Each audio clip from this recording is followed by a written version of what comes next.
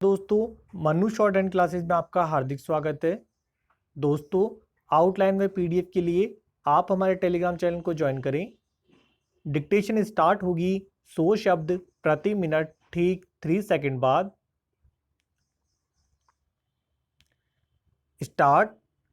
इससे बड़ी विडंबना क्या हो सकती है कि देश की शीर्ष अदालत ने एक कानून की जिस धारा को कई साल पहले निरस्त कर दिया हो, उसके तहत पुलिस लोगों को गिरफ्तार करती रहे और इसके जरिए बेवजह प्रताड़ित करने का सिलसिला जारी रखे। यह एक तरह से कानून को लागू करने वाली संस्था पर गंभीर सवालिया निशान है।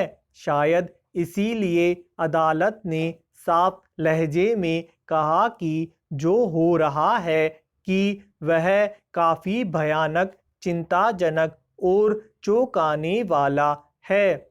अदालत की टिप्पणी अपने आप में यह बताने के लिए काफ़ी है कि पुलिस कैसे अपनी मर्जी से किसी कानून की धारा का इस्तेमाल करती है और लोगों को नाहक ही इसका खामियाजा भुगतना पड़ता है, जबकि न्याय की समूची अवधारणा इस बात पर निर्भर करती है कि जमीनी स्तर पर आम लोगों के साथ पुलिस का बर्ताव कैसा होता है और कानूनों के अमल को लेकर वह कैसा रवैया अपनाती है।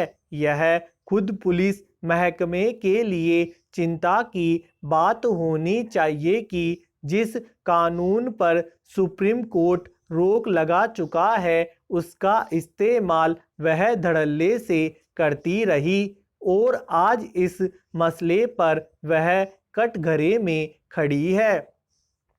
गौरतलब है कि अदालत के 3 सदस्यीय पीठ ने यह संगठन के आवेदन पर सूचना प्रौद्योगिकी अधिनियम की धारा 66A के दुरुपयोग के सवाल पर केंद्र सरकार को नोटिस जारी किया है। इस मामले में शिकायतकर्ता की ओर से कहा गया है कि 11 राज्यों में जिला न्यायालयों के समक्ष 1000 से ज़्यादा मामले अभी लंबित और सक्रिय हैं, जिनमें आरोपी व्यक्तियों पर धारा 66A के तहत मुकदमा चलाया जा रहा है।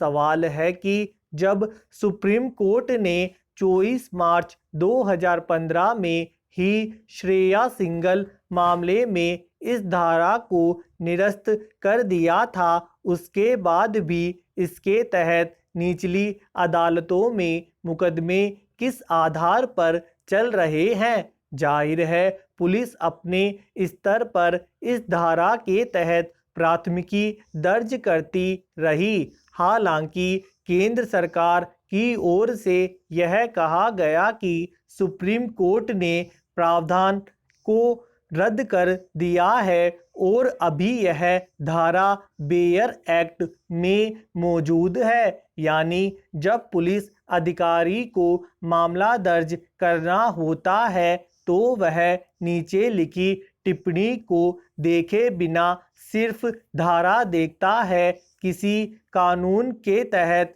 कार्यवाही करने वाली पुलिस की इस लापरवाही के नतीजे के तौर पर अगर किसी को प्रताड़ित होना पड़ता है तो इसकी जवाबदेही किस पर आती है।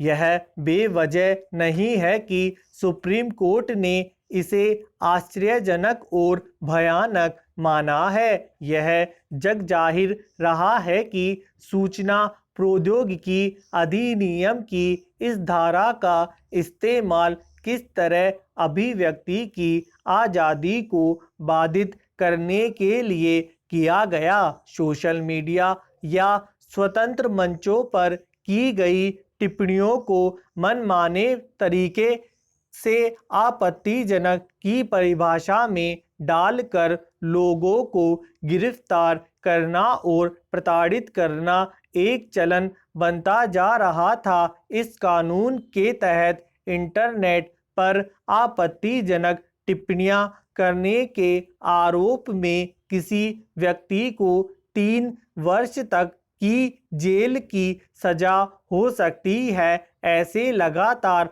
मामलों के सामने आने के बाद सुप्रीम कोर्ट ने साफ कहा था कि धारा 66A पूरी तरह से अनुच्छेद 19 एक ए के तहत बोलने और अभिव्यक्ति की स्वतंत्रता का उल्लंघन है। अदालत इस मसले पर सख्त लहजे में यहाँ तक कह चुकी है कि धारा 66A में गिरफ्तारी करने वाले अफसरों को जेल भेज देंगे, मगर शीर्ष अदालत के सख्त रुख के बावजूद इस स्तर की लापरवाही यह बताती है कि कानूनी जटिलताओं की व्याख्या सरकार और पुलिस किस तरह अपनी सुविधा के मुताबिक करती है। धन्यवाद दोस्तों, लाइक और शेयर जरूर करें।